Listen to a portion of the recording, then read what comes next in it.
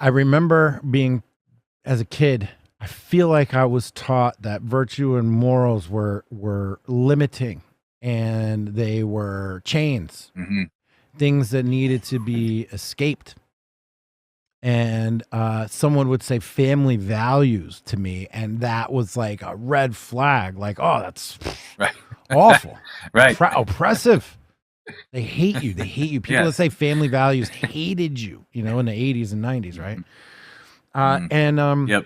it's look, my dad and I don't have a great relationship. He never taught me anything about any of this stuff. No one ever said to me morals and virtues are like the cheat code to happiness, right? They're like, it's Hmm. not well, and it's not a cheating way to do it because there's a lot of hard work and stuff that goes involved in that, but it's not something that's meant to keep you down or to repress or oppress Hmm. you, but it's really the opposite. It's like this is the algorithm of life. Like if you do these things, like good things happen to you. You are happy and the people around you are happy and good things happen. Yeah. And Yeah. it's maybe it was just my personal life, but I think it's emblematic of that time period where these Hmm. I was told this was a bad thing. The only way to happiness was to eschew those bonds, to just kick them free and Hmm. go pursue whatever pleasure you wanted and just do you as long as you don't hurt anybody else. Right? That was it. As Hmm. long as you don't hurt anybody else, it's fine. Hmm. Whatever you're doing is fine. Well, I've come to understand that that's probably not the entire story. Yeah. Yes. Yes. I mean, one thing about just struck me like what you were saying that because I hear that all, as long as I don't hurt anyone else, we've all dealt with that the whole time. And it's like, well, if again, like let's move from the proposition that religion is just a kind of a bunch of lies and a bunch of fake rules.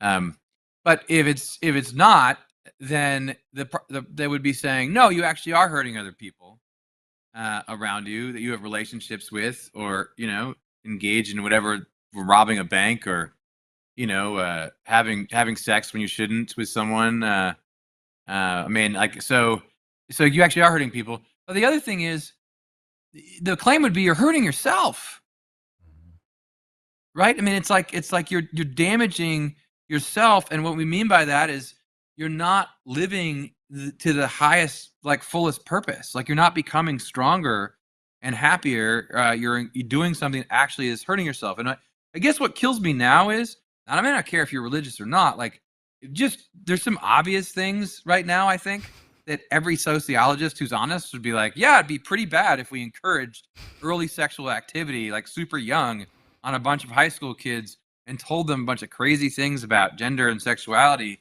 Like that would be kind of bad. That'd be crazy. That would be harmful to them. Even on the consent principle, like wait till people are more mature and they can find themselves and blah, blah, blah. You could at least say that.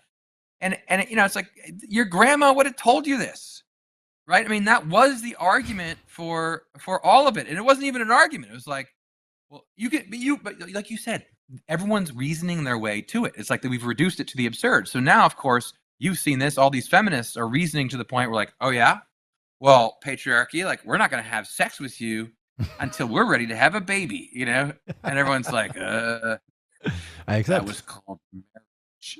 Yeah, exactly.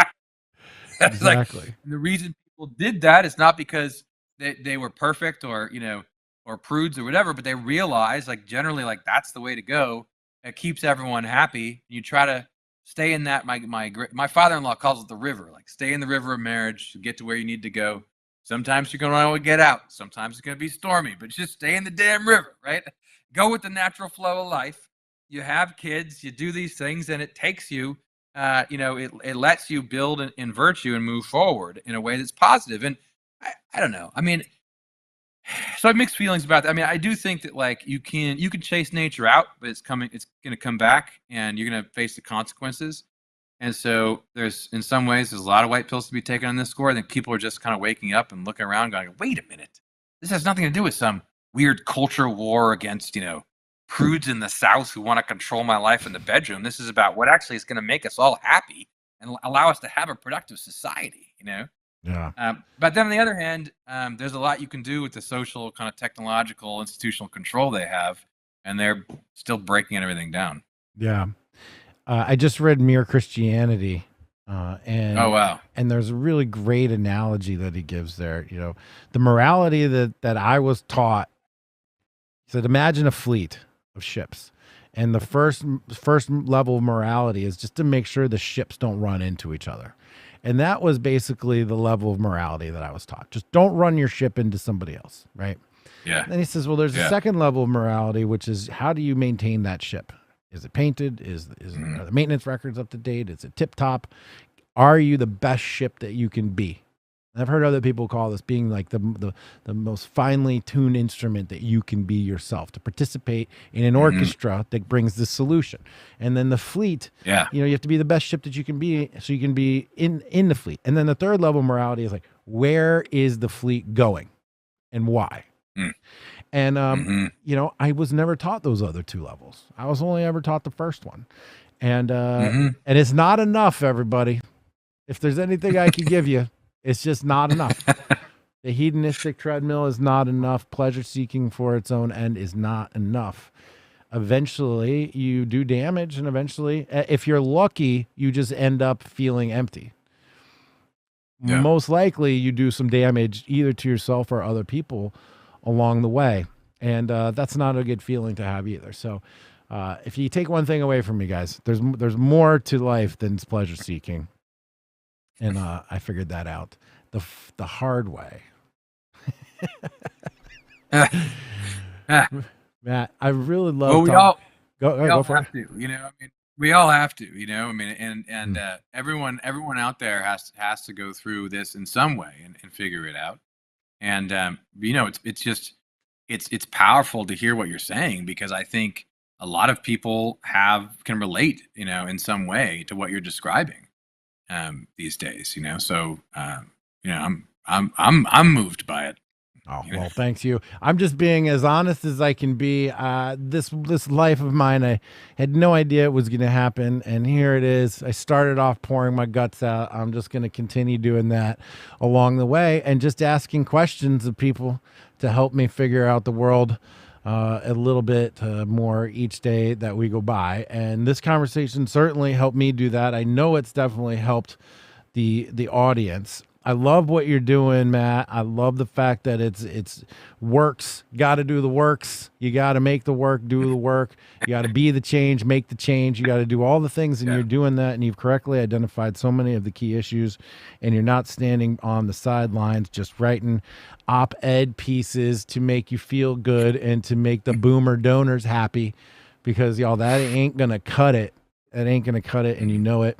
Tell people where they can find more of your work again, Matt, because I want people to support you, and I want them to benefit from what you're doing as well.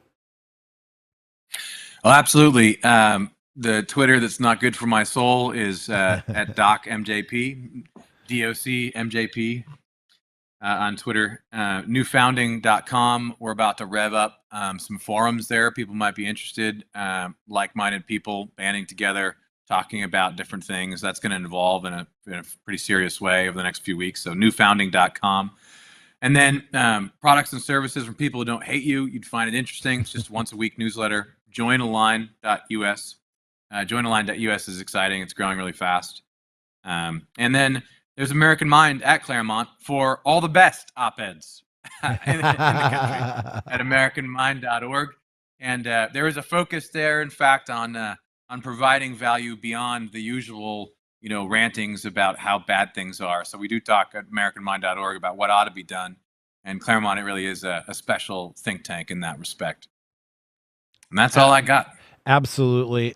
It's been wonderful becoming part of the Claremont family, getting to know you guys, getting to know the subject matter, getting to know the content, the reason why we're all here, and the foundations for everything that we're doing. I appreciate that. I appreciate the opportunity from you and Brian and from everyone there. Really remarkable experience.